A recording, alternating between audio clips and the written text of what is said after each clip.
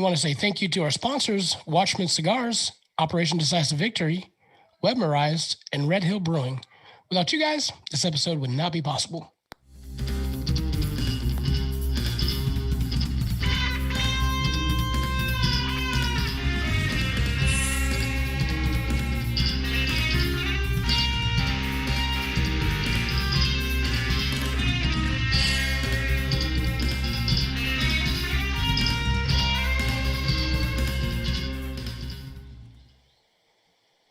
Hello, everybody. Welcome to a brand new episode of the Southern Fried Philosophy Podcast, where it's our take on life, liberty, and the pursuit of gravy, while you, the listener, are invited to the front porch, grab a beverage, and set a spell. We've got a great show lined up for you, as always. But before we begin, let me introduce you to our starting lineup, tying on their shoes and running on the field, running the Facebook Live, the videos, the YouTube, the Twitcher, whatever, all of our videos. We give it up to our main man, Magic Man. And behind the control deck, it is our producer, Brian.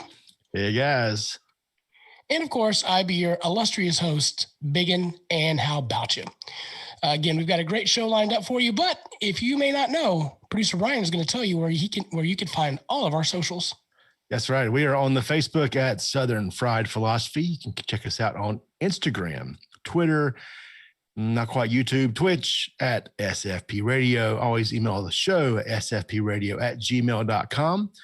If you're interested in supporting the show or if you're interested in becoming a sponsor, email sfpradio@gmail.com. If you want to help support the show in other ways, patreon.com/SFP Radio. We'll send you some merch. There's a couple levels there, I believe. There's hats, there's t-shirts, there's one-on-one time with Biggin. So you can always check us out. Also, iHeartRadio, Spotify, the TuneIn app, and anywhere podcasts are streamed. Yes, sir. Yes, sir. I want to say thank you guys for supporting the show, hanging out with us. I know you could be doing a ton of other things right now, but you are spending your time either listening to the show or watching us. We really appreciate all of our listeners, viewers, subscribers, whatever have you. Again, head over to the YouTubes and subscribe there. Hit that little notification button. If we get 100, then we can move up in the algorithms there, get a little certificate. And we could do some more fun stuff like, say, go to youtube.com/SFP Radio instead of saying the googly goop. We would appreciate that. Hey, if you want to do your own podcast, which, if we can do it, you can do it. Shoot producer Brian an email at headlines@SFP Radio. Again, he said if you want to be a show sponsor, that's great. Yep. Our special guest tonight is Jay Turner, the owner of First Four Films, the director of the Legacy River Film. So we're going to have him on to discuss the show or the movie and all the cool stuff that he's doing there. Sounds good. Yeah. All right, guys. We want to say shout out to our sponsor, our listeners from Portugal. Ooh, Portugal. That's that little island below Spain or Italy or something, right? Yeah. It's up that way over there in the old Europe, Asia, the Mediterranean area. Yeah, that sounds good. What's the barometric pressure over there? Can you give us that, Weatherman? Careful. This is a family show. Watch it. So thank you, Portugal, for listening. We still need Alaska. We're going to be working on that this week. Just things were happening, and we just couldn't get to it. So one of these days, we're going to get to it. All right, so I'm going to ask you, gentlemen, like I ask you always, Magic Man, how's the weather?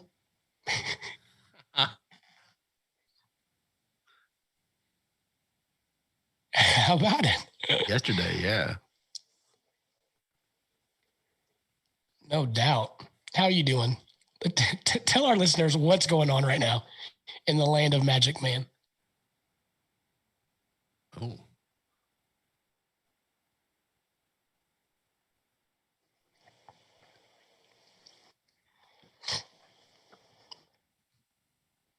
Wait. Let's pause though. When did you get said chocolates? Christmas. He got these at Christmas, and it's February, March. 5 months, and you're getting into these chocolates.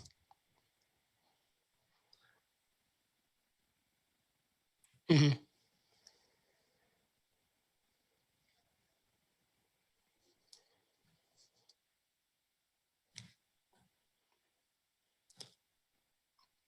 Oh. Oh.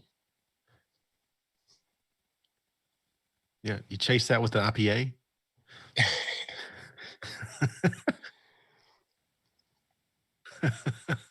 Oh, just been a drill. Just to note, the views and opinions of those of Magic Man are not necessarily those of the sponsor show or our guests, but they should. Actually, they probably shouldn't. So if he says anything, that's not on us. It's the Benadryl.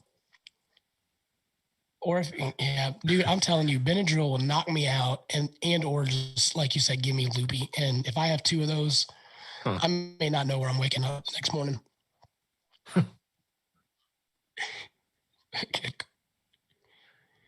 It actually might be kind of funny. It's gonna be like if you're on Facebook Live, you get to watch Magic Man sleep in front of his computer all night because he forgets to shut the stream down.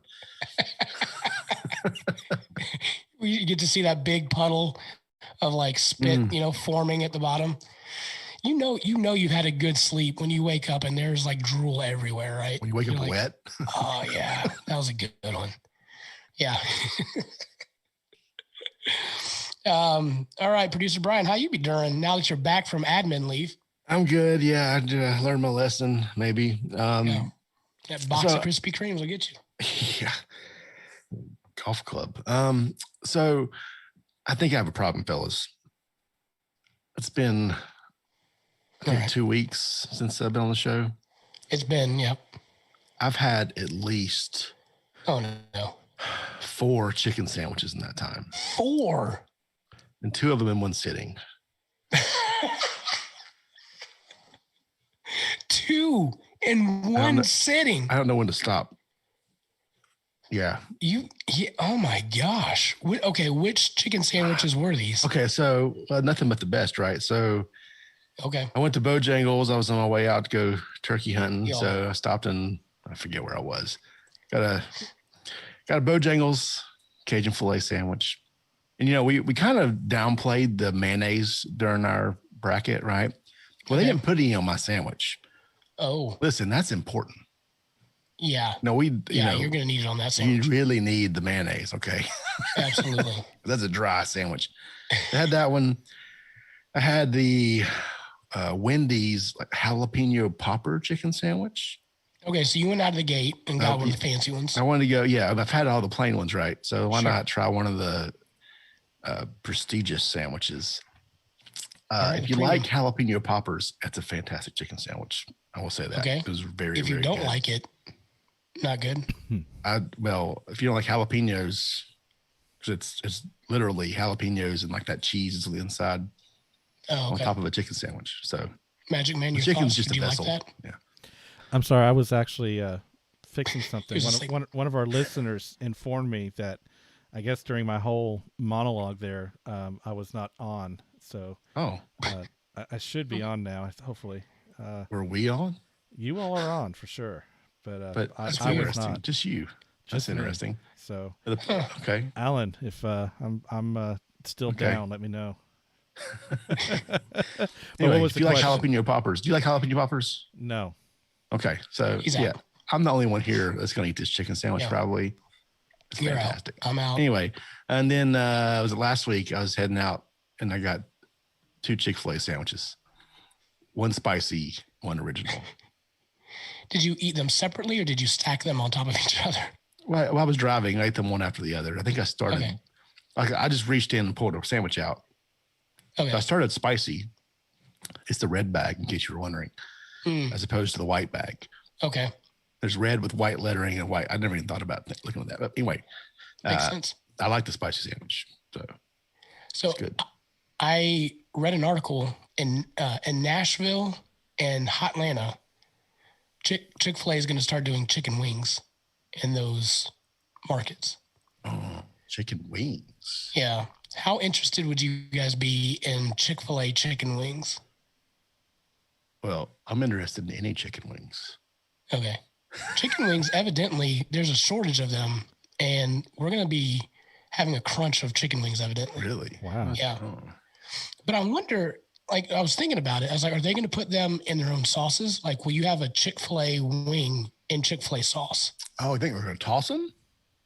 Can I get a Polynesian sauce? Come tossed, on with it. Like original fry?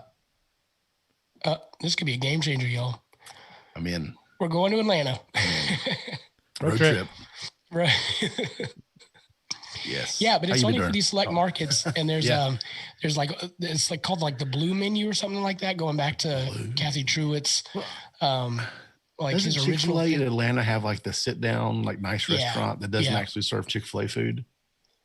I don't know. There's like a menu where you can get like a cheeseburger or something in there. Crazy. But in that market, they're gonna do chicken wings, so should be interesting.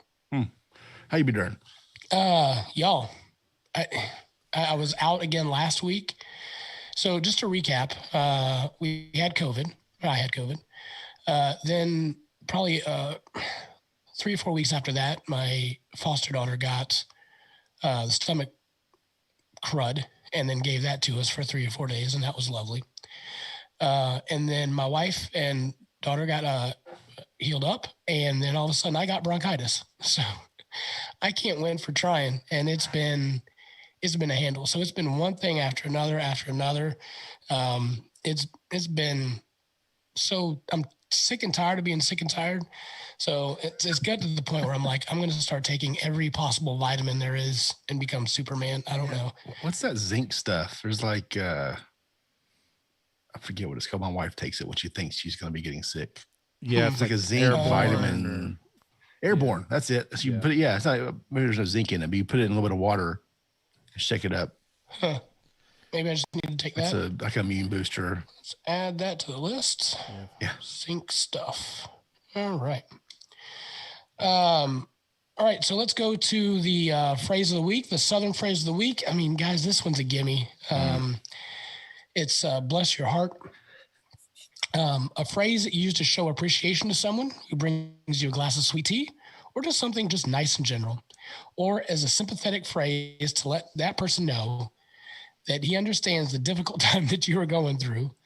It can also be said sincerely, but when said in the South, it can also have an edge to it, and it can be accompanied by a good-natured shake of the head, a sympathetic phrase usually uttered when the speaker believes the recipient to be sweet, but misguided or stupid.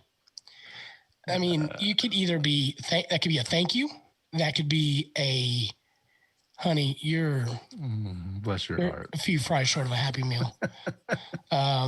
Or, you could, just generally be like, hey, that person's doing something nice. So appreciate that. Yes, I have a story with this one. All right, go ahead. All right. My mother-in-law from Pennsylvania found out about the usage of this phrase and got very offended. She thought Southern people were just being nice when they were saying that like all the time, and not, your little twang to your it. hamster fell off the wheel. I'm sorry there. Yeah, it's funny. Obviously, Magic Man, we've used bless your heart multiple times, probably even tonight before the show. I've said that once already too. So let me ask you guys this. Magic Man, again, I know you didn't make it through the little kid years, but Producer Brian, I'm going to ask you and maybe our listeners, viewers, if you can possibly tell me if I think, because I think Small Batch is punking me. Like, I don't know if she if she's capable of understanding how to punk somebody, but I think she's doing it. Okay. So we'll be at dinner, and then my wife will say, "Who's this?" And she'll go, "Mama." I'm like, okay, great.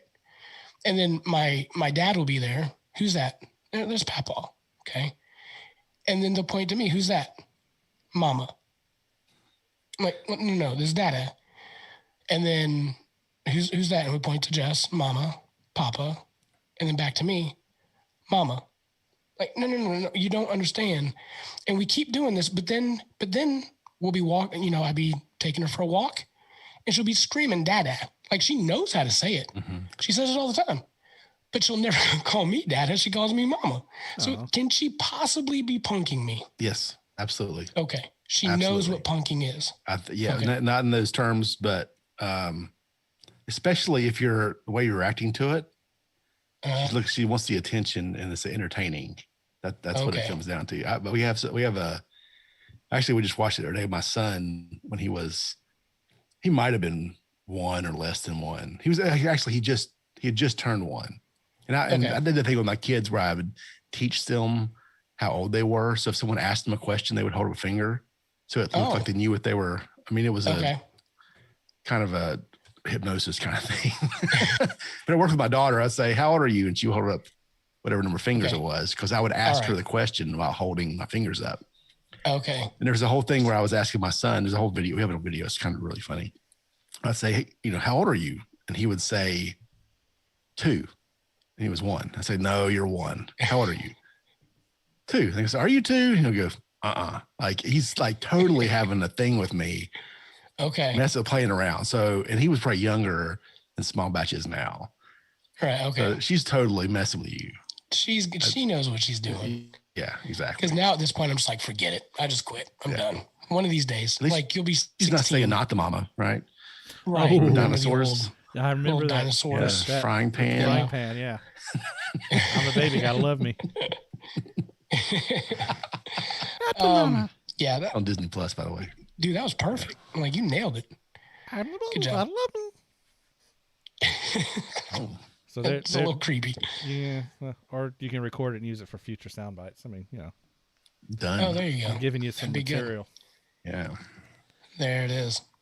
Last week we had on the show our folks from Grill Rescue, and we had Mojo back on. It was great to have him on, and so I was just kind of I was going to give everybody on the show a free grill brush so they could use them, and then Anthony was nice enough to say, look, I'll send you guys grill brushes. I'm like, all right, that's cool. And part of me is like, I don't know if that's going to happen or not. But we did get in the mail our grill brushes here, our Grill Rescue grill brushes. Everybody got one. So I want to say thank you to Grill Rescue for that awesome gift. Thank you, Grill Rescue. Yeah. So this summer we're going to get our grills out. Magic Man, did you check and inspect your grill this week? No, not yet. That'll probably be this weekend. My wife and I are planning on doing some stuff, yard work and stuff. So I'm glad you clarified. Yeah. All right. Okay, good. So appreciate them. So listen, go to grillrescue.com. We put on our Facebook page their petition to get rid of those metal brushes. So I don't know if that's going to work or not, but good gracious. I'm telling you, almost died on one. So please make sure to grill safely, my friends. All right. So the other thing that I wanted to point out too is we had a guest on a couple weeks ago, Doug Knoll, and you'll remember, I'm sorry for the shaky. He wrote the book, De-Escalate, How to Calm an Angry Person in 60 Seconds or Less. Producer Brian, you had the task of seeing if Luke would de-escalate. Have you tried to de-escalate using said? A little bit. Okay. A couple of times. It's hard to get out of my patterns. It's hard to change your little bit. Yeah. I've tried a couple of times, and it's, I don't know if I can't tell if it's working or not. All right. Well, I brought that up because I was on the phone with a coworker who happens to listen to the show. I'm not going to say any names. Just, I don't know if they want me to share that or not. But this person said, I heard the show, and the next day I was out at a kickball game, and he remembered the guests and whatnot. And then so one of the players got into it with one of the referees, and they were yelling and screaming at each other and whatnot. And he said to himself, I think this is a perfect time to use my de-escalation skills. So he walked over to the ref, and he looks and then the player, and he goes, I think I got this right. He goes, you guys are angry. And then he said at that point, they just stopped yelling at each other, looked at him, and was like, yeah. And then they looked back at each other, and then they left. It broke up. So evidently,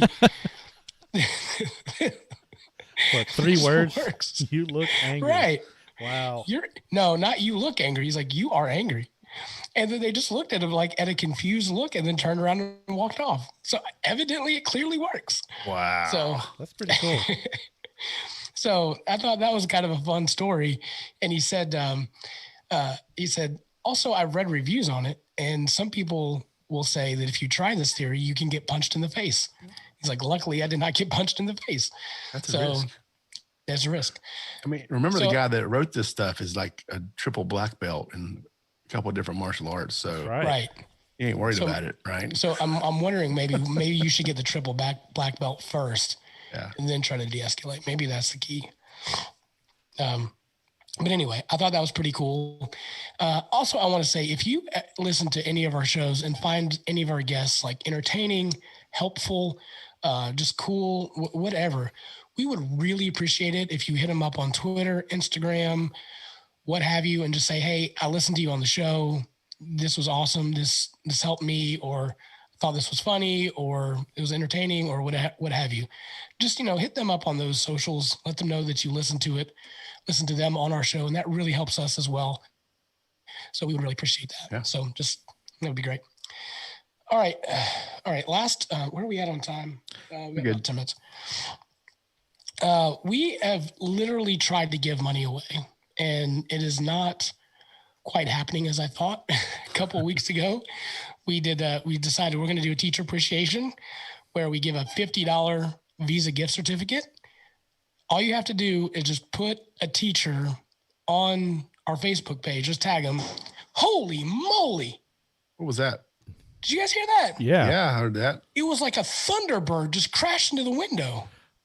Thunderbird? Giant like an bird. albatross? It's like a pterodactyl. Wow. I've actually had birds hit my window this year too. Is the window intact? Yeah, no, window's good. I think he was looking for gas. I don't know, but good night. That was a big bird. That looked like a chicken. I'm not even joking. Oh. Yellow. So, okay. Yeah. Just leave that out there. Yeah, I got you, Brian. Don't say that to small batch. It's flying solo here. Sorry, guys. Yeah, sorry about that. Keep moving. I'm recovering from that. We're gonna need to get a clip of that Magic Man that needs to be like a meme or something. His face looks great. If you guys need to go check out the YouTubes, watch Big and lose it when he sees a bird come crashing through the window. That's all I'm saying. Oh, yeah. And while you're there, hit subscribe.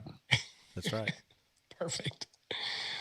So going back, we've been trying to do this teacher appreciation, $50 Visa gift card. Just tag somebody as a current teacher, and we'll give them a $50 Visa gift card. Y'all, the response was underwhelming to say the least. We've had two people tag. So wow. I was like, y'all, $50. I mean, that's not a lot of money. Yeah. I mean, that's a good chunk of change. That's a full tank of gas if you can find a place to. That's 2 trips to the gas station. No doubt. Because you can only put 40 in at a time. So Jason Conley and Ali, this is not right. It says gamer, but I think that's wrong. Let me try to find that name real quick. Sounds like we got one then. It's easy pickings. No, it's not. I just misplaced. I almost put my wife's name down.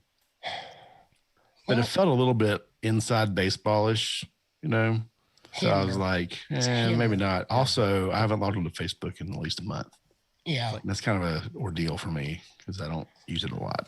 Yeah, I said, there's no or even know how to stipulations. post things, which is really the problem, like how to comment. I don't have no idea how to do that. I need lessons. You run most of our technology and you don't know how to post on Facebook. Facebook's different, man. It doesn't make comments. sense. It says comments, and then It doesn't say comment. Yes. It has like does it say comment? Yes, it does say comment. So Jason Conley and Leah Hamner are going in the randomizer. I don't know if you guys can see that or not. No, absolutely not. Can't see it. Can't see it. But you're just gonna have to take my word for it. I'm going to randomize this. Give me a number, Mojo. Magic Man, between 1 and 6. 3. Well, 3. So we're going to randomize this thing 3 times. See what happens. We've got Leah 1. Let's do it again. Jason Conley 2. And the winner of the $50 gift card is Jason Conley. You win the $50 gift card. Woo! Yay!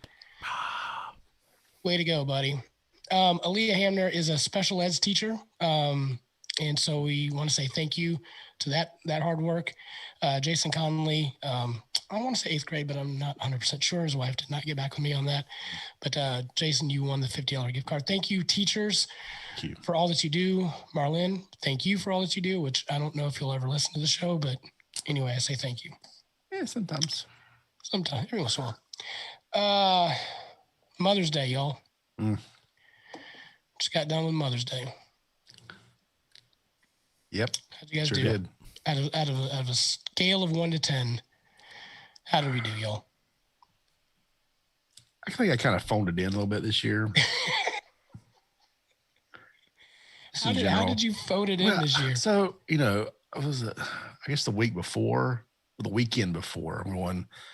like it kind of snuck up, as it does. It snuck up on me, right? Right. Yeah. So we're because my wife's birthday wasn't that long ago. Okay. I kind of went all out for that. Okay, to be clear.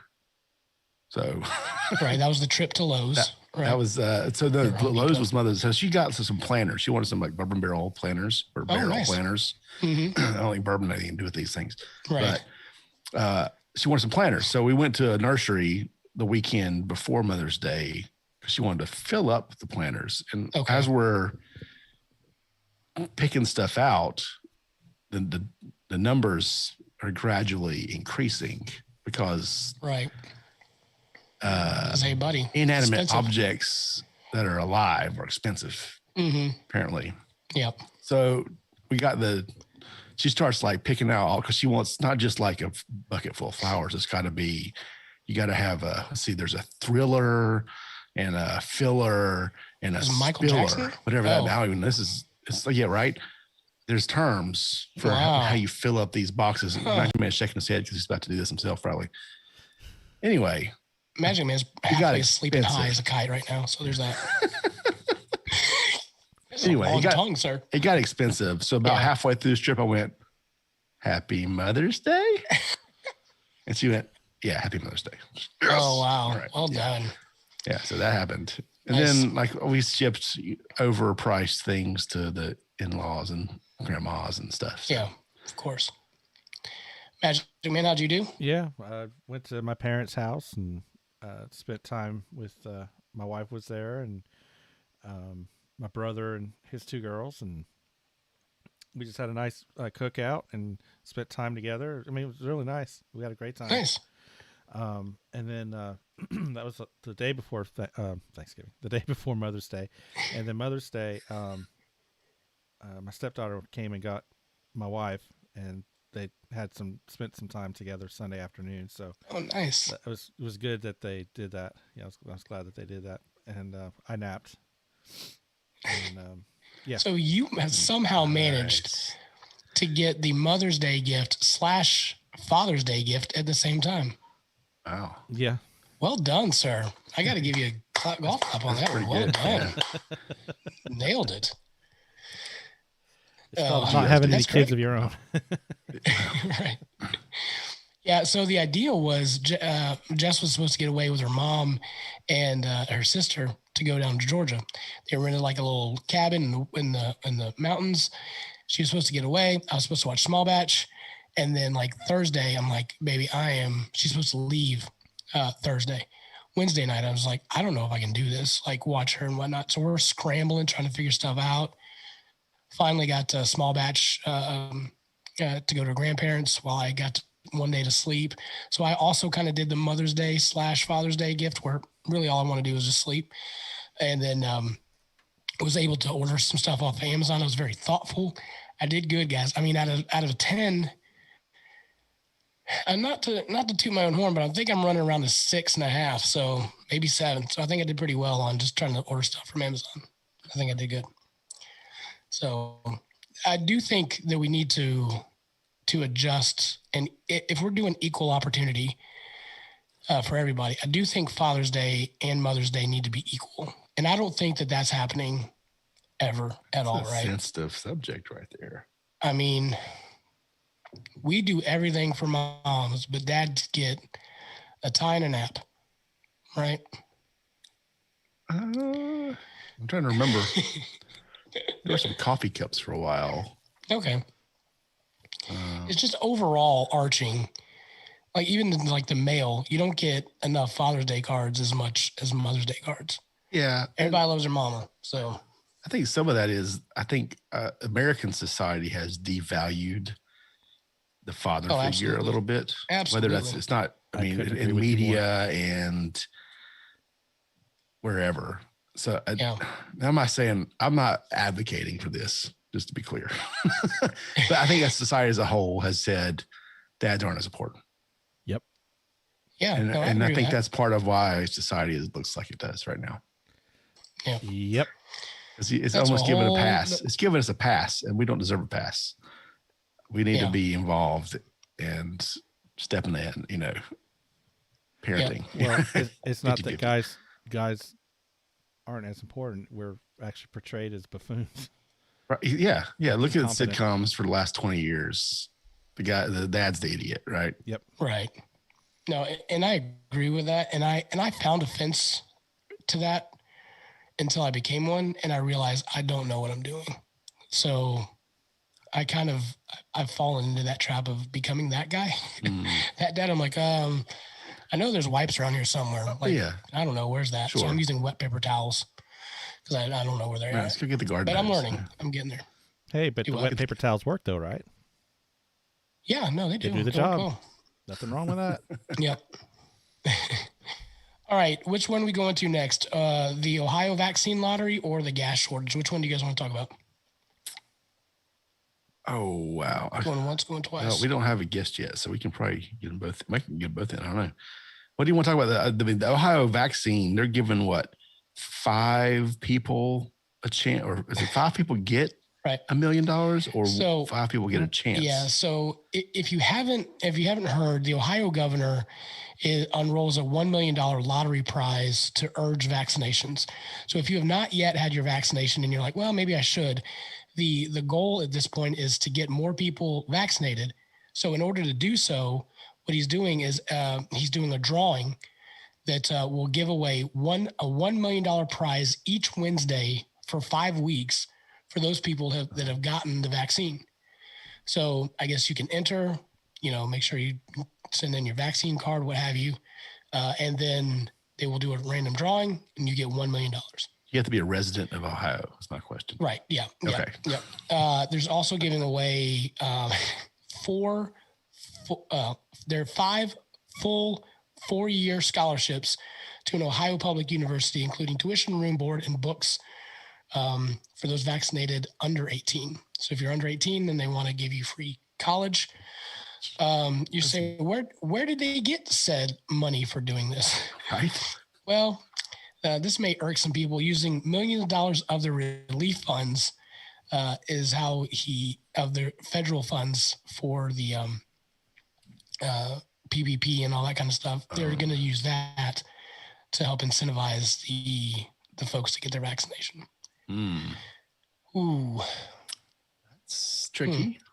If we save just one life due to COVID, then it's worth it. Y'all. Wow. Y'all. Yeah, that's playing loose for sure with the money. Here's the deal. Like, I feel like if you're not going to get vaccinated, you're not going to get vaccinated at this point. Like, everybody and anybody can get it, right? But would the $1 million incentivize enough people, you think, to go get it done? Some people, yeah. Yeah. I mean, and I guess there's some talk about folks who haven't had access to it, maybe in some minority groups, perhaps, but I haven't read a lot about that. But yeah, it should be available. I think everyone, if they try, could get it right now. Right. Yeah. Well, it's free. I mean, there's really no reason why you can't do it. It's not like there's a socioeconomic limitation other than maybe, people not having a way to get to the clinics. But I think like Lyft is giving free rides if your destination is Uber. a clinic. And you can donate Uber rides too. Yeah. Yeah. And I actually read recently, earlier this year when they first started the vaccinations, they were hoping to get up to, 75, 90% to achieve the herd the herd immunity. We've already got the herd mentality. Yeah, exactly. But the herd immunity, but now they're bringing it down, saying maybe, as much as 50 to 60% of people are going to get the vaccine. So I actually have an appointment. I'm going to go get one tomorrow afternoon. The first shot, so be interesting. It's what now? What's the percentage? You say 50 to 60%? I think I saw where it was 50 to 60% is what they're expecting nationwide adoption of the vaccine. Yeah, instead of the 75 to 90%. Yeah. Goodness, I didn't realize it was that low. Yeah. I saw something today that apparently there's some some folks are just anti-vaccination. Right. They're starting to wear masks because they're afraid of the vaccine. Like what? I mean, that's great. Full circle, baby. Full circle. Circle of life. That'll work, I think. Well, folks have the reasons for stuff. That's fine, but it's just funny to me. So everybody has their choice, and I'm not. You do you, but Darwin may have been darn right. I know that much. Yeah. Oh goodness. Of course, I'm the one with the allergies and bronchitis and everything else. So anyway, I don't know, man. It'll be interesting to see. I don't know. I'd like to look at the numbers to see how it's going to play off. But using like your Federal Reserve money, I think that's a little sketchy. That's $5 million. Yeah. If anything, use like some lottery funds, right? I mean, yeah. You are kind of giving away the school stuff, so you could do that. I guess I don't know. All right, the gas shortage, y'all. The crisis of 2021 already. Yeah. 5 months in, we got gas issues. Well, we've got gas issues because everyone went and bought it all. Because they've already opened the pipeline back up. Yeah. They've already opened it back up. So there wouldn't have been a problem, right? Right.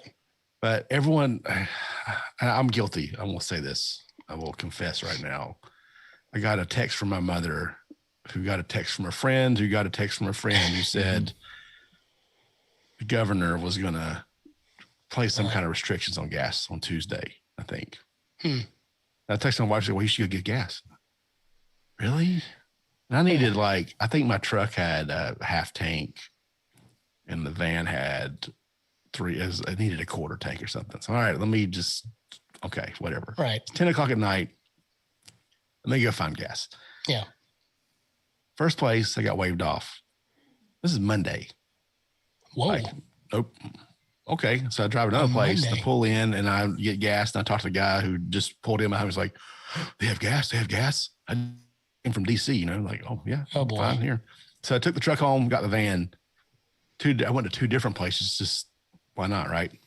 Yeah. Completely shut down. Whether they're out or not, I don't know, but they shut it down at those two gas stations. I was like, oh, yeah. Okay, well, and I feel bad because I was like, I didn't need it, but I was just going to top off just because, because I'm worried about prices more than not having it. But yeah.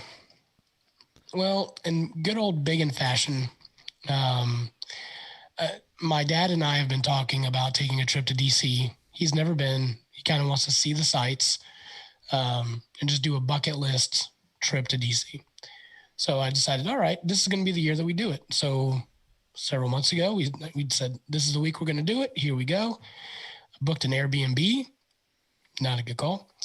And then we're getting ready to leave this week. And it happens to be a gas shortage between here and DC. So I'm like, out of all the weeks that this would have happened, this is the week that happens. So my dad's a little worried. I think I'm not nervous, but on the other hand, if I see gas, I'm going to pull over and get some. Yeah. So, I think this whole thing's a smokescreen to cover up the real crisis. Oh no. And that's the Chick-fil-A sauce shortage. Yeah, that is true. There is you a can only sauce get shortage.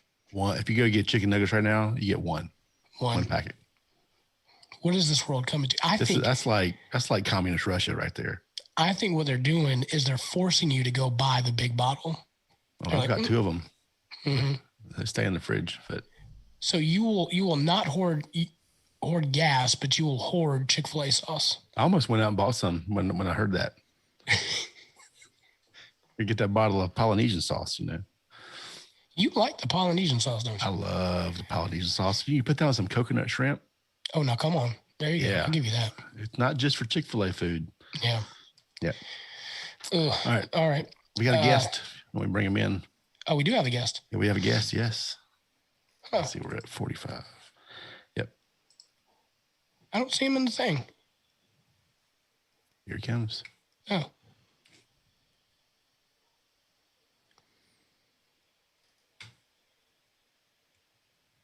Maybe. Hey, Jay, can you hear us? Yes. All right. Hey, buddy. Hey, how are you? I'm good. How are you?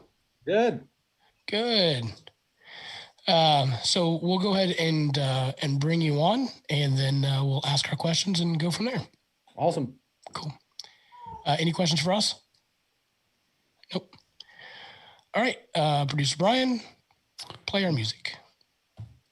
And now, our feature presentation. All right. So our special guest is Jay Turner, First Four Films, the director of Legacy River. Jay, you've been on the show before, so welcome back. Thank you for coming on. Yes, sir. Thank you for having me. Absolutely.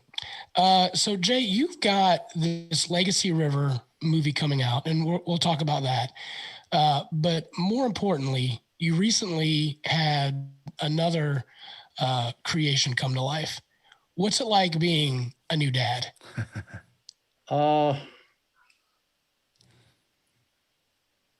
It's the best thing I'll ever make in my life, I suppose. Can't stop that. Right. I guess the thing is, you don't understand fully, even if you try to, what everybody tells you about becoming a parent, what to expect. You can't understand it until the first time that you see them, and then it clicks. But it's been, the interesting thing is, I guess my love for her and that connection, that father-daughter bond, is it still grows. You think that you understand that love, but then just 4 days ago, I was playing with her and she smiled, and I looked at my wife and I was like, do you think that was just a motor function, or did I actually make her smile? And so I did it again. She smiled. And now anytime I smile at her, she smiles at me. And that made that bond just that much bigger. And then I was actually shooting a wedding Saturday, and the bride and her father had the father-daughter dance. And I started filming it, and I just started crying. I'm like, what is this? Like, you just look, I don't know, you just kind of understand it, because here's this grown woman, and then you have a baby, and all of a sudden just the time becomes so evident of how fast it really does go, and you understand that. And after that, I called my wife. I was like, I don't know, I had to leave for a second, because I was like crying. I didn't want people to think, what is the videographer? Like, why is he crying? But yeah, it's amazing. But there's good things, but then also I've found that you start to worry a lot more, and you start to be a lot more protective. And so I've really been, seeking some advice from some friends and some pastors about dealing with this anxiety, that this new storm is a good storm for being a new father, but it brings I think something that I don't know, I haven't heard a lot of people talk about. Everybody talks about the good stuff of becoming a parent, but the anxiety that comes with that, the kind of the bad side, it's kind of, I don't think people tell you about that. So, but it could just be a personal experience. Yeah. Well, your lens, the way you view the world changes when you have kids. Like I have a daughter, I have a 7-year-old, and it changes the way you look at things, for sure. And if you think about the future and how you have to, so one day they're going to leave the house or whatever, right? Like that, you have to give them some independence at some point. You can't just shelter them. And it's harder, I think, for the daughter, for sure. I've heard that too with the dads with girls. But I think I was discussing it with my mentor pretty much, and it's about picking and choosing the battles, but also it's just about talking to them and communicating with them and understanding them and not trying to be a dictator about things and being so controlling over them and just, be there to guide them. And, depending on what you believe, it's, they're not, one pastor told me, you got to remember they're not yours. And, that, they belong to God. So you're a steward entrusted with their life and guidance and teaching and stuff. And he said, it's going to be pretty tough for you to get over that one, but she's mine. That's it. Yeah. One thing No, she is. But I don't know. It's so new. Every day is something different, and you just want the best for them, even at this age. So the best thing that I've got for anxiety is the advice is to invest in a really good shotgun, and that really seems to help lower that down a little bit. I took care of that before she was born, so we're good. The shotgun and a shovel. I got that. Oh yeah. We were blessed with a house last year and got some woods and stuff. Plenty of room for holes. Ooh. Yeah. Nice. Well done, sir. Already preparing. I like it. Oh, all right. Well, awesome, man. I'm so happy for you. Our story that we've got a foster daughter, and it's kind of the same thing, man. It's just every day is different, and some days are fantastic. And then right before the show, she drops a bomb that I can't smell anything. I haven't smelled anything for 3 days except that poop. So I'm like, how in the world did that happen? That is disgusting. You're gross. But yeah, it changes every day, man. It's awesome. So congratulations. Thank you. All right. So let's get to Legacy River. Now, we had you on the show before. Is this the same movie that you were kind of doing then, but then having to reprocess it? Yes. COVID really upended the entire industry. Sure. So yeah, we finished that in 2019, and we were looking at we had built up a good solid. I think it was like a little over 20 theatrical 20 theaters. We were working on, and COVID just killed it. So we just kind of had to restart, and now after 2020, it's the whole industry has changed. So yeah, it's the same film. So we've essentially been waiting to release this movie for going on a year and a quarter, 3 quarters. So wow. I feel like you were on right before things shut down. Am I? Yeah. Right about that? I think in February. Yeah, I think that's about right. I'm looking it up right now. Are you kind of done with this thing and be like, I just need it to be done? Well, actually, you have. So we've made a lot more connections. We've gotten better as filmmakers too, and so we have distribution for it.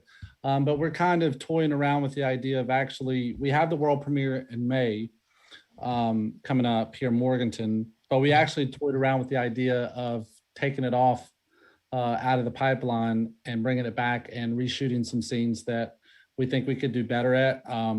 Also, we've got some connections with some decent celebrities and stuff. So there's talks about it. Yeah. You don't, I guess as an artist, you don't ever want to get into that twirling abyss of just trying to make it perfect, because it'll never be perfect. Even if you come back and redo something 50 years later, after all that knowledge you've gained in 50 years, it's still not going to be perfect. Like Sidley LeMay said, he was been in this industry for 50 years and he's still learning. You can't master it, but you can make things better. So it's really tough, because my wife's been, are you going to go to the premiere? And I'm like, I don't know. Because it's like, as people are sitting in there, I'm just from the time, I know exactly what they're seeing, and I just cringe because it could be so much better. Well, I mean, you got to also let them experience the film, and even though you in your head it could be better, we're a bunch of idiots. We have no idea what we're doing, so we're like, oh, that was great. I don't know what could have been better, but that was great. So think about that perspective. Yeah, most of it's the production location, because again, we ran into some issues close to filming, and it kind of limited our capabilities of what we really wanted to do. So Gotcha. and that's the thing, plus the company has a little money behind it now that we could go and just actually pay for some of the stuff that we wanted. I can tell you in the film, one of the things that still stabs me in the heart, I try to forget, but certain people won't let me. We shot one of the scenes towards the end of the climax of the movie at this rock quarry up here in Morganton. And at first, the people that own the rock quarry wanted to charge us, I think it was close to like $20,000 to shoot there. And I said, it took about 3 months to get them to say, okay, come in on this day, don't use anything and all that stuff, and we'll let you use it for free. So it took a long time to get this, and we shot, and everything just turned out amazing. And in fact, on one of the shots, I almost fell off of a truck. On our Instagram, we didn't have a gimbal for it, so there was this the guy. Well, I shouldn't say that. Somebody that worked for me, not them. Right. They had a truck bed topper, and I laid on the back of it. And as the cops, the police officers came like speeding in, he was going in reverse as I was like holding the camera. And it turned out great. Then we got to post everything on day 9, including that rock quarry. The files got corrupted.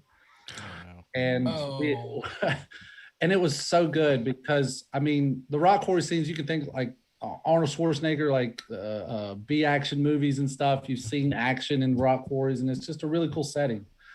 And I thought it really added to production value, but we lost all that. We had already paid for the pro crew. All of their days had been used up. So I had to beg and plead, did some deals. I'll film your wedding coming up if you come to this kind of thing. And we couldn't go back to the rock quarry because the time that we had available to do it, it was raining, and you can't, it's so far, it's just, you couldn't get the cop cars out and stuff like that. So we had to shoot at the gun range that's used by the police department. And it turned out good. And it's a real testament to people, how everybody came together to make it happen. So there's certain things in there that people would never know, that really, because when I watch it, I'm like, God, it was so good. So it's things like that. And then there's certain locations where if we would have had more time to spend finding, it would have just looked better. So it has nothing really to do with the quality or the acting or anything else. It's more just production design. We found more places with ranches and more horses and things like that. So the production value and the set would look so much better. And that's what we're talking about. Gotcha. What's the overall theme, or give us the verbal trailer of Legacy River? It's a fight between legacy, like obviously in the title. It's kind of about what you leave behind, but it's more investigative of what that means. And what's important to people. Is it money? Is it a fortune? Is it a family legacy? Or is it new beginnings for your children? Things like that. And I did write this before I knew that I was going to be a father. So the movie, oddly enough, means something different to me now than when we made it. Yeah. And we also obviously made this before COVID. So it has a meaning about what we value as human beings, as far as what our legacy is. As a meme I saw one time, I don't know why everybody takes life so seriously. It's not like anybody's getting out alive.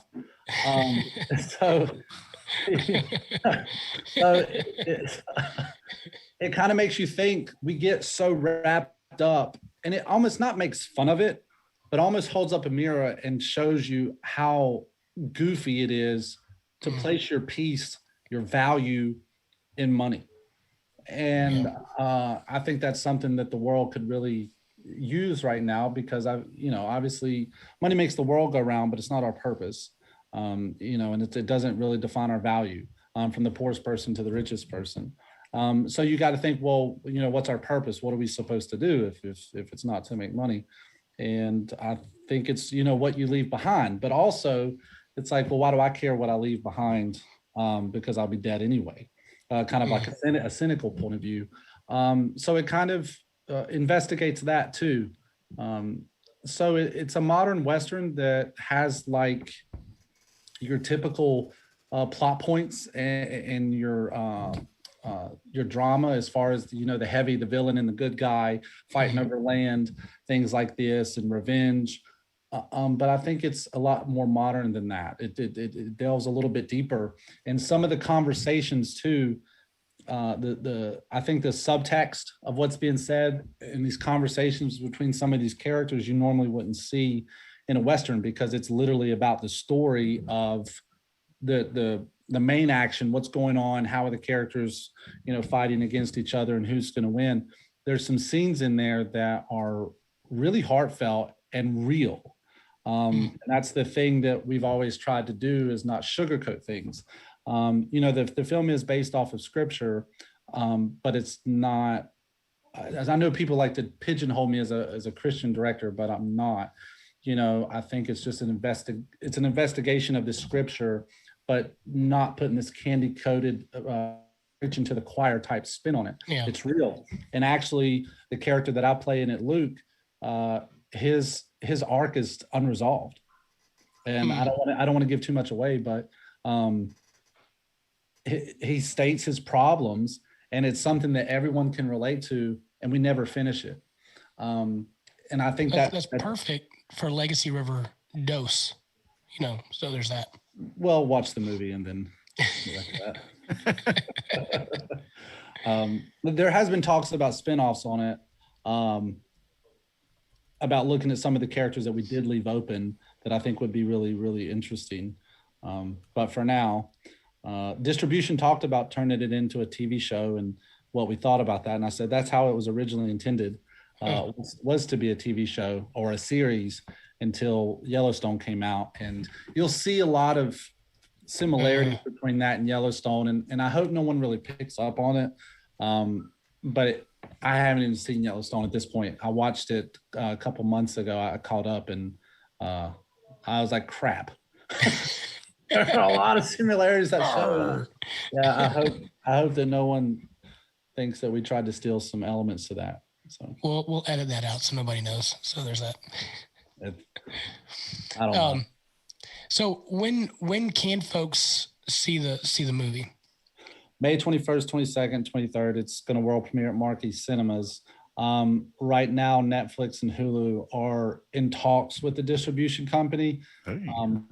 We will see how far that goes. I know Walmart is pretty sure Walmart's going to pick up the first one that we did, Broken Armor, that was The Forgiven. So we'll see what Netflix and Hulu says, and then I guess it'll fall down from there. But if people just want to stay tuned on it and follow us on Facebook, we'll obviously put the updates and stuff as we go along. Absolutely. And you're doing something really cool on the premiere. I wanted you kind of to talk about too. This is with the food bank.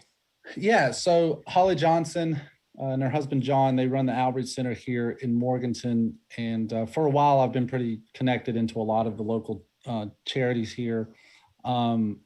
Just so I like to know what's going on, what they need. So if something arises to where we can help, because that is what we are about. And she told me that they were feeding about 1,000 families a month before the pandemic. And then once the pandemic hit, it went to 4,000 a week. Wow. Whoa. And and on a Tuesday morning, you come up here, you think the gas lines are long now. It's easier to get gas than it is to get food there. And I don't mean to make light of it. There's a huge need up here because, and I feel like a lot of the worker community up here was in the restaurant industry and stuff like that. So when they did the shutdowns, it was a heavy toll up here, and it's kind of staggered. Sometimes some months it's better and some months it's not. So we just thought, hey, it's not a lot, but it's an opportunity for us to just give back everything that we usually make on the movie at the premiere, which hopefully will be in the thousands of dollars. Like the first time that we showed The Forgiven, there was encores and stuff, and it did really well here. So we've marketed as best as we could up here, and we hope that people come out. There was even one comment on our trailer on Facebook. The guy said, "Laugh out loud, seriously. I think I'll just donate straight to the cause and cut out the middleman." And I said, "Great, that's what it's all about. Here's the link." I mean, people can buy tickets and not show up. If they want to come see the film, great. Support local film and what we're trying to do up here, and for the state of North Carolina. But if not, if all you want to do is buy tickets and not come, great. Or just send your money straight to them. So we've also, it's also a chance to bring some exposure to what they're doing as well. Yeah. And it's really cool. And it's not like, I'm sure there are many other food banks and stuff out there, but I'm not the only filmmaker in North Carolina, indie, so imagine, I don't know, I kind of think of it as, just imagine if movie theaters all across the US, they donated maybe even 3% of their weekend box office would be enough to provide some of these food banks for an entire month. And that would be really cool.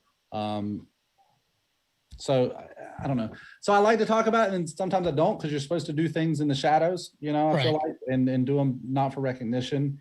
But I think also at the same time, with everything going on in the world, there's more negatives. So another positive is kind of cool. And it's not about one circle, but it's about a community coming together, and helping one another. And I think that's the story. So. Yeah, absolutely. So just to recap, if you want to watch the movie, you can go to Marquee Cinema in Morganton, May 20th, 21st, 22nd.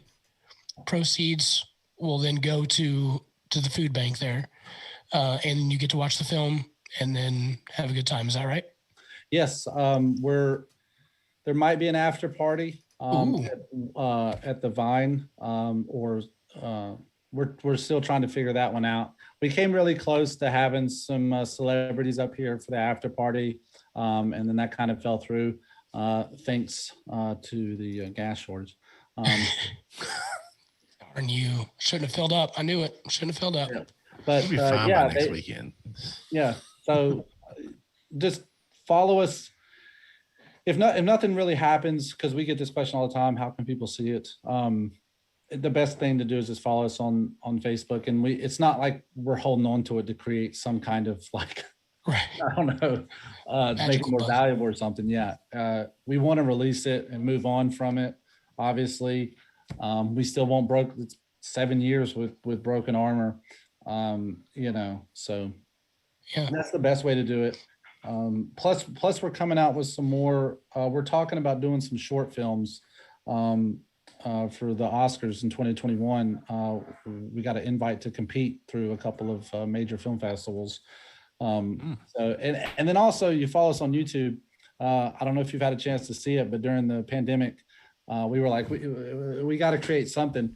So we created this Michael Myers and Freddy Krueger parody mashup called Halloween's Not Canceled, to where Freddy tries to, the whole premise of it is Freddy, there's this scare competition every year between like the most prolific like serial killers in cinema, and Michael Myers always wins. And so Freddy tries to get Michael Myers and to figure out how he can scare him the best. And so he ends up dating his sister. No one knew about. Yeah, it's pretty good. But it's a short film, 19, 20 minutes. And we're actually going to take that and run with it, because now that I have a baby, Freddie and Michael's sister have a baby, and then there's going to be like this brotherly thing, and Thanksgiving and stuff. So, yeah, it's cool. That's funny. Very cool. And you also do commercials and things like that too, right? So you've done some for Watchman Cigars. I've seen the JB Raider one. Like, those are really good commercials. They're legit.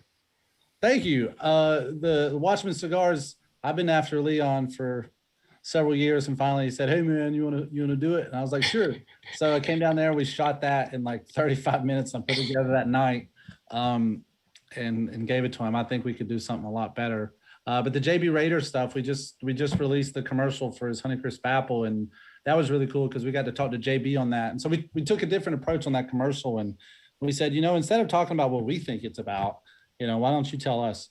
And so a lot of the script derived from an interview that we were working, that we interviewed JB on, and it doesn't hold back. That's for sure.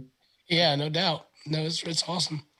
If people want a commercial, if they want to get in contact with you, are you First Four Films or One Circle Films? I'm confused on those. Yeah, so we had Dive 21 Studios, which was pretty much me. And then after Legacy came out, I started talking to a couple other people that I was interested in, and just creating an actual company that has two sides. One, you have your short films, documentaries, and then you have your business side of it. And so we vetted each other for probably 3 or 4 months, talked about our ideas, chiseled something out, went up the mountain and came back down. And we came up with One Circle Films, and it's diverse. People have different backgrounds, and this is before the whole racial tension thing, but we just thought it was really cool because there's different perspectives coming in from a creative standpoint. And so we started One Circle, and it kind of grew into something really big right now, to where we have we signed one national client, and so we're really growing. And the whole idea from that is we take the money and put it back into our films, so we don't have to try to find funding somewhere else. Yeah. And then that way, because a huge percentage of the revenue that we make off of our films goes back to so many charities, the less hands in the cookie jar means, more money to come back there. Right. And there's also a news article coming out up here where we talk about what we're trying to do, and that's we're working with some politicians and some city officials and stuff, and actually a couple of the community colleges up here to get grants to build a soundstage in Western North Carolina. So North Carolina has screen gyms down in Wilmington, and we're trying to build one in Western North Carolina. And the cool thing about this is it would create jobs, internships and stuff, but the whole point of that is a good about 10% goes back into feeding like essential stuff for people in need, not like specific charities, but something that kind of appeases to the general public, from food to an all-in-one fund, that if someone's house burns down, that maybe we can pitch and put them up in a hotel, stuff like that.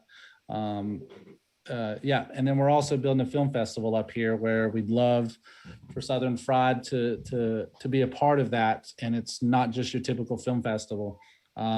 It's pretty much run like Sundance, but we actually incorporate local businesses, breweries, and all this stuff. And actually what we're going to do is create itineraries for people to buy these weekend packages. They come, they have a place to stay, a bed and breakfast, they have a scheduled places to eat, throw a couple of film showings in there, they get to hike, go to breweries and all this stuff. So it's all encompassing of Western North Carolina up here. And then having some celebrities come, some big cash prizes, the whole that's right. 9 yards. Yeah. We'll come. We'll be the celebrities. Yeah. I see that look in his face, and that's an automatic no. At some point on this festival, am I going to have to get naked and run down a field or something? Because that's not going to be good. Well, it'll be winter. I wouldn't do that. I don't know. That might be beneficial. Faster. That's all. Yeah. You talked about documentaries. Have you thought about a documentary on a failing and struggling podcast that's been going on for 5 years now? That'd be a good documentary. Just pitchballing that one out there, spitballing that at you. That would be interesting. We're actually working on one right now called Clear Gold, which is about the future of moonshine, not the heritage. Yeah. But that is pretty interesting. I think you guys are great. Thank you. Thanks for stroking my ego. We need to do a commercial for Southern Fried. It would just be me eating a box of Krispy Kreme. That would be about it. No, there's more to that. Chicken sandwiches. Chicken sandwiches. Yeah. How did the chicken turn out? Surprisingly, Zaxby's won. It did. It did. Yep. Wow. You see why or wow? He said why. He said Why? why. Have you had the Zaxby's sandwich? No. All right. My wife's got me on a diet for medical stuff. So. Okay. It's the sauce. I think the the sauce. the sauce gave it the extra edge because we wasn't didn't the put chicken. anything on the Chick-fil-A sandwich. It had to be straight, Yeah. And the Well- chicken was good. The chicken was good. Yeah. To be fair, though, did you try Chick-fil-A sandwich with Polynesian sauce on it? Right. He likes the Polynesian Right. sauce. It's The rules were you had to get it just as it was. You Like couldn't add anything to it. Menu style, yeah. I love it. Listen, I could bathe in Polynesian sauce. Just saying. well, maybe yeah. Now, I that's was a in the grocery documentary. store and I saw that they're coming out with the tubs now. I've got one. I've got Oh, one in do the you? fridge. Yeah. I couldn't pay that much Two of money. them. $3. It's $2.50. It's $2.50 for like, yeah. That's It was cheaper than buying $3.77 chicken up nuggets here. and asking for a whole bag of sauce. Yeah, that's well. It was 377 up here. I was like, I'll give you 277, but I don't know. It's good, but I don't know. I also love how Magic Man has brought out the pipe and now he's become Sherlock Holmes. He's on Love it. drugs right now. So He's high as a kite right now. Too much Benadryl. Nut Jay, allergy listen, and Benadryl. Jay, I've known you for a while. Dude, I appreciate your heart. You are a guy that the rubber meets the road. You're there. I appreciate your faith. I appreciate the conversations that we've had. You're a good dude. And however we can support you, we would love to do so. Again, if you're in the Morganton area, please, go check out this film. If you just want to donate to the food bank, you can. We are going to donate $50 from Southern Fried to the bank, the food bank there for you in Oh, wow. Morganton. When are you going to do that? Tomorrow. Is that not okay? Yeah, but let's make a thing of it. Okay. Uh-oh. So I got your hat somewhere, and I'm sitting there looking at your hat, and I'm going, I'm pretty sure I wore that in a scene. Oh, that would be Did awesome. you talked about that. I think we on the talked about last it, yeah. time you mentioned some early. We gave you merch to wear in a scene. We were you trying to see if going we could get one in there. Yeah, I remember. I just hope it wasn't on day 9. Right. Yeah, that would be it. The but I'm Rambo pretty scene, sure- we get cut. No, I'm pretty sure because we ended up did get some product placement from some distilleries, and they helped pay for the sound guy. So I know his hat's in there. But no, I remember that hat, and it's somewhere in my hat collection. But I'm pretty sure I did. But if I'd like to do like a mesh up video with one of you guys, or I don't know, do something about the announcement. Let me put it on our Facebook, and let me try to slide some people your way. Hopefully. Okay. Yeah, we'll talk. But that's at least going to the food bank there, so that'd be good. Awesome, thank you. Yes, sir. So, anything? Go ahead. For any listeners, this is Jay's 3rd appearance on the podcast. So episode 61, episode 120, which was October of 2019, actually. And this is 174. So they're slowly becoming closer together, the appearances. So I expect to see you again in like 6 months, maybe. Well, hopefully I can bring a lot of followers with me at some point. That'd be awesome. But we enjoy you. We enjoy the movies. Enjoy your heart, and just like absolutely, just like hanging out and talking.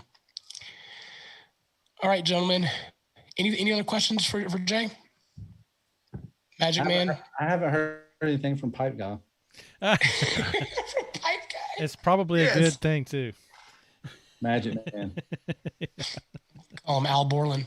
Al Borland. No questions about film or anything. Yeah, no. This was a great interview. I was. You know how films are made. I was a regular listener before I came onto the podcast, so I remember conversations past. Yeah. So no questions, nothing. Come on, you got one burning. At least in your pipe. Do you do digital when you're filming? Is it digital or is it actually film stock? No, it's all digital. I think I don't know, for about 15 seconds, a Super 8mm was about $300 back in college. Um, so, no, I've shot on it before. I've always tried to find a way to incorporate that into something. It's so beautiful, man. The color in the painting. Obviously, you can lose depending on the camera you use, but no, it's all digital. Thanks to George Lucas. I bet you wish you would have done stock on that Rambo scene. I bet you about that. Oh, too soon. My wife was a photographer, and she says the same thing. She prefers film over digital photography, because of the richness of what you get through the film that you can't get through. And really, a lot of ways, analog versus digital. People just say that digital just loses a lot of the warmth and detail that you can get with analog type things. So hence the people go and use record players again and that kind of thing, and even tapes. And dude, yeah. I love my cassettes. It's even I've got a vinyl player. That's what I listen to. I get vinyls, and that's what I listen to. The cassette tracks thing, where it's at. I can't. I don't know. I haven't listened to a cassette in 20 years, so maybe that's part of it. But I still have the Back to the Future motion picture soundtrack if you want it. You don't appreciate static? No, I mean, I'm a musician and an audio guy, and like, I don't know. I like a raw sound, like with music, but cassette, man, I didn't. We hit CD. I never looked back. I think I still have a We Are the World cassette somewhere. Oh, I love it. And VHS, dude. Yeah. I've got a whole collection over here. I got Gone with the Wind. It's still in the original packaging, patent, all that good stuff. That's cool. Very cool. Any questions, Brian? I think I asked most of my questions on the last episode about the process a little bit. So you do all the editing, I guess, yourself, right? Is that? Yes. So the great thing about One Circle now is I don't have to wear all of these hats. Okay. But it has been Legacy River. I got to let go of some stuff because I had an AD. I had more help, but it was really tough to give it a go because I don't know. There's this like vision, and when you let somebody else take it and they don't do it, you're just like, I get out of the way. I'll do it myself. And that's not the way to be. So, I really struggle with that. But now with One Circle, I got partners, and we've got actually a full production team. So I've got DPs with Ari. So the next project we're doing is like legit, where I'm just really directing the actors, and camera department's taken care of, lighting, sound, grip, all of that stuff. We just have to come up with $1 million. No, I'm just Sure. No, but just because we've made so many more connections and we've grown, and people really like what we're doing in the films that we're working on. So the next feature, there's 2 that we have to pick from right now. So if you want to know anything about that, you have to ask the question. Because I think editing, editors don't get enough credit sometimes for like the final production of something, because it's all the director or producer, but the editor has their own subtle way they do things in a film. Yeah, Legacy River. I want to say it took about 2 months to edit that, and my wife maybe saw me 2 days out of that. Oh my gosh! Wow. Yeah, no, there was like 4 straight days that I'd go without taking a shower and wore the same clothes. It was bad. Had to change chairs twice. It was bad. But yeah, editing. We did a quality check in the theater a couple weeks ago just to make sure that the file hadn't corrupted over a year. Right.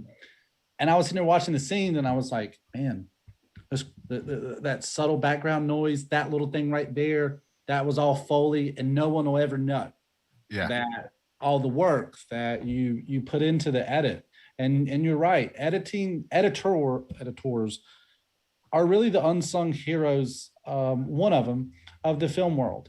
I think sound has gotten enough glory for now. Sure. But the rock stars really are the editors, because you can give you can give all the footage to an editor or 5 different editors, and you're going to get 5 different movies. Yep. Just in the timing, the pacing, because when you shoot like a dialogue scene and you've got 2 characters, the editor gets to choose who to stay on and who to cut to. And I always find that really interesting. So yeah, editors really don't get enough credit. Get out of here, Cat. So yeah, that's spot on. All right, so I'm going to give you some terms as fast as you can. These are film terms. No, don't do that. I'm an idiot. I make up on my. Do you know in the 8th grade, I was so dumb, I couldn't figure out how to do the math equations. So I made them up myself where the teacher thought I was cheating. And my mom worked at the school at the time. She was a computer teacher. And they set up this whole meeting saying that he's cheating, he's copying answers because I don't know what he's doing over here, but he's getting the right answers. And so they made me take this test in front of all these teachers and my mom. And they were like, what is he doing? And I get the right number. And so they developed this special math award for me. So yeah, I tend to do things myself. So I will try my best. All right. What's an apple box? Google real quick. Sorry. What's an apple box? An apple box is a wooden crate that a short person stands on. Basically, Tom Cruise has one hooked on a carabiner to his side. What's a blonde? What's a what? What's a blonde? Oh no. I want to say I don't know. It's a diffuser. No, that's not right. No, it could be. I don't know. I'm way off. It's a nickname for a 2K open face light. Yeah. Because of tungsten light. Yeah, that's right. All right. What's a daily? A daily is so like if we went out today and we shot like day 1, we shot all these scenes. You come back, it's all you put it in the computer and you just throw it up on the screen and you just watch everything that you shot. A juicer. A juicer is something to do with the lighting. I think it's on the back or whatever. It helps. How much light? A juicer is an electrician, also called a spark. Yeah, that. Yeah. What's a redhead?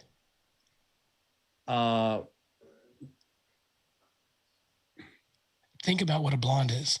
It's kind of like that. Something to do with lights, but I was trying to think of the ex-girlfriend joke. I couldn't think of it. It's an 800-watt open face light. What's a video village? A video village is like you think of like a tent, like a vendor tent. We have all this stuff, and basically it's where all your cameras, like or LCD monitors, where the director is, the DP, people that are handling pull focus, stuff like that. So it's where people come to watch everything that's going on out there. Okay. What's the bottle? A bottle? Uh-huh. I don't know. It could be some slang for a restroom. I don't know. It's the lens of the camera. Don't look down the bottle. All right. Well, there you go. Well, now listen. This is an educational show, if nothing else. Now you know all these fancy terms. Okay, what's a C-47? It's a plane. Yeah, it's a really big plane. It blows up. It's a clothespin. Pretty close. All right, so if I'm on set and I go, "Hey guys, I got a 10 too," that means I got to take a dump. I know that for sure. There you go. All right, what's a stinger? Oh, that's also when you have Mexican and you got to take a dump. That's an extension cord, baby. It's an extension cord. Okay. What's a brick? What's a brick? A what? A brick. When you're constipated. Okay, with the poop jokes. This ad is sponsored by Pepto-Bismol. Yeah. It's the thing that goes on top of the apple cart that Tom Cruise stands on. You could use that if it was dead, but it's a battery. Oh yeah, see, it's pretty close. Okay, I just had to get a couple ones you don't know. Yeah. I'm competitive. Hey, how about like spot? What about like what's a grip and what's a gaffer? A gaffer works more in the lighting department, and a grip is more someone that like rigs a bunch of light stands and flags, diffusers, sunscreen, stuff like that. So gaffer works more with the lighting technician than they do. Grip works more. A grip can work with the electric too, like running wires and stuff like that. A juicer. I got you. Yeah. But some of these times I don't know because I have other people doing it and stuff like that. But also because I'm really dumb. So. I mean, you have your own math department, so there's that. Yeah, that's not. That's great. That's That's pretty good, man. Yeah, that's not dumb. Finding your own way to do something. Not at all. Pretty genius. I never thought it that way. Jay Turner, thank you so much for coming on the show. We will, if you're listening on Monday, please make sure to buy your tickets or, give some money to the food bank there in Morganton. If not, check out his films, follow him on Facebook. All that information will be out there on our show notes. So you can just click and you can follow and subscribe. And you can also watch this movie that we're all looking forward to seeing, hopefully on Hulu, Netflix, Walmart in the near future. Thank you, guys. Thank you, man. Appreciate it. Thanks for coming on. Yes, sir. All right. Well, if nothing else, we learned some terms, and really that's the educational piece for today's show. That was fun. I thought we did. We did good. We learned that Magic Man can turn anything into a poop joke. I think any one of us can really do that. Yeah. It's not a superpower. I was just following Big and Sleep. Yeah, no. I can't even think right now. Yeah, I'm just following Big and Sleep. That's why I'm picking on you, so you can't come back right now. You're drunk. So, guys, thanks again for tuning into the Southern Fried Philosophy podcast. We do not have a guest next week at this point, but stay tuned. Maybe we can get one in, and that would be fantastic. Guys, again, thanks so much. Please don't forget, subscribe, like, follow us on Facebook, YouTube, all the socials, Insta. That would be great. And again, we'll have all that information out for our show on Monday, so you guys can follow along with the movie. And who knows? We may be movie stars coming up. You never know. Thanks again for tuning in to the Southern Fried Philosophy podcast. And as always, keep looking up.